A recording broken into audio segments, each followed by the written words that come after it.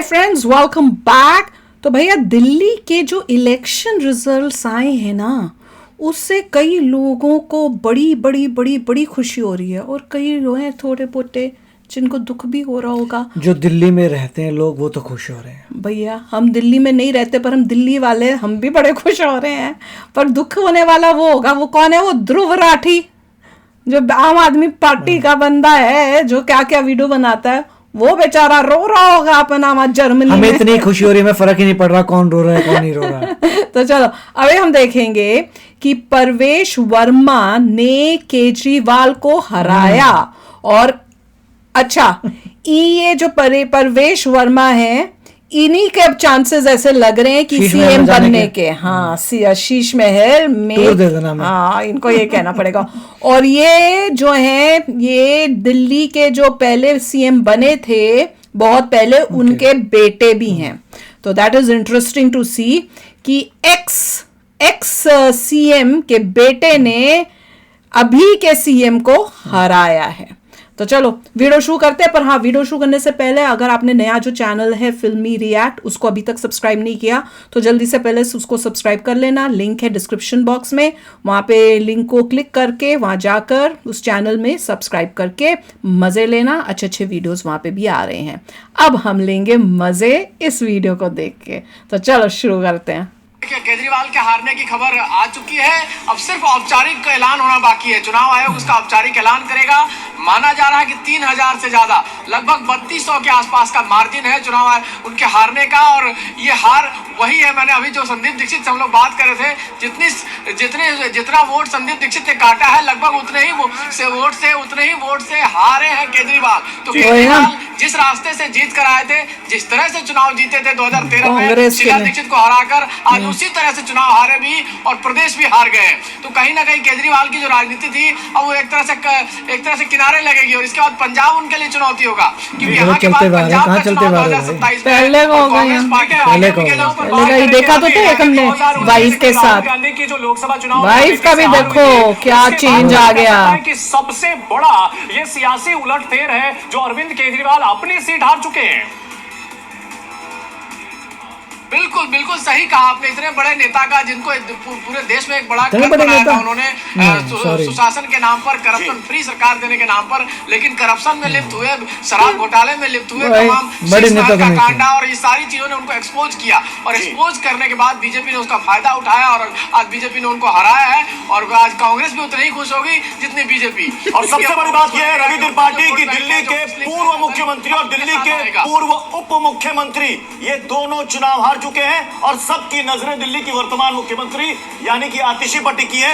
क्या वो कालका जी सीट बचा पाती है? नहीं बचा पाती। बचा लिया उसने। सबसे अहम बात जो नहीं, उसको भी हारना चाहिए था, जो इस वक्त दिख भी रहा है, जबकि वो भी बड़ी, अच्छा बाद में बताऊंगी। संदीप दीक्षित और आपने कहा थोड़ी देर में ऑफिशियल ऐलान हो जाएगा कि वो सीट का वोटों का अंतर कितना रहा। अगर 3000 के वोटों के अंतर से हारते तो सीधे सीधे आम आदमी पार्टी यही कहेगी कि कांग्रेस ने मिलकर हराया।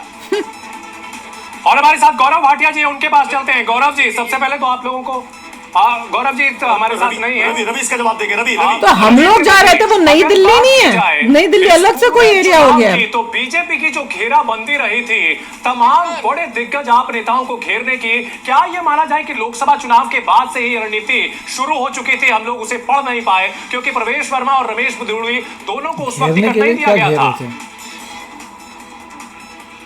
बिल्कुल, देखिए बीजेपी को कहते हैं ना, बीजेपी हर चीज सोच समझ के करती है, बड़ी रणनीति के तहत काम करती है और उसको फिर स्ट्रेटजी के तहत आगे भी बढ़ाती है। हर चीज तरीके से काम किया गया। 1 साल पहले से काम शुरू, प्रवेश वर्मा का टिकट काटना, रमेश बिधूड़ी का टिकट काटना और दोनों को महत्वपूर्ण जगहों से टिकट लड़ाना। रमेश बिधूड़ी भी आगे चल रहा है। आपको बता रहे हैं सीएम आतिशी भी हारने की स्थिति में है, कगार पे नहीं हारे, 2000 वोट मतलब एक पॉइंट पे वो हारने की स्थिति पे थी। दोनों को मजबूत जगह से चुनाव लड़ाना, मजबूती से चुनाव लड़ाना और तमाम मुद्दों को, वो भी कोई ज्यादा वोटों से थोड़ी कोई जीती है, पाले में करना है। उसके लिए आपको बजट में किस तरह का ऐलान करना है, कैसे 8वें पे कमीशन का ऐलान करना है, कैसे केजरीवाल को एक्सपोज करना है, चाहे शीश महल के मुद्दे पर, चाहे तमाम और मुद्दे पर। रवि बहुत रवि एक बात है, अभी मनीष सिसोदिया ने मीडिया से बात की, उन्होंने अपनी हार को स्वीकारा।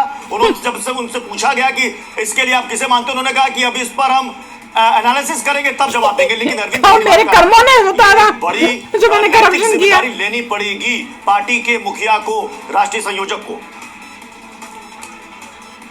वो भी बैठ के सोचेंगे हारे क्यों थे। वही इसके लीडर हैं। देखिए आम आदमी पार्टी वन मैन पार्टी है। आप जानते हैं कितने तमाम लोगों को साइड लाइन कर दिया गया पार्टी से, बड़े बड़े नेताओं को, बड़े बड़े वकीलों को, प्रशांत भूषण जैसे लोगों को साइड किया गया, एक हमारे पत्रकार साथी जो सीनियर थे उनको साइड किया गया, तमाम लोग साइड कर दिए गए। और इस वजह से साइड किए गए कि सिर्फ एक आदमी की चलेगी और अरविंद केजरीवाल की चलेगी। वो जिसको चाहेंगे रखेंगे, जिसको चाहे पार्टी से हटाएंगे। तो अरविंद केजरीवाल को यह हार माननी पड़ेगी। और अगर अरविंद केजरीवाल सबक लेते हैं, देखिए बीजेपी ने सबक लिया, लोकसभा चुनाव में 240 सीट आई, सबक लिया, तो आज लगातार तीसरा चुनाव जीत रहे हैं।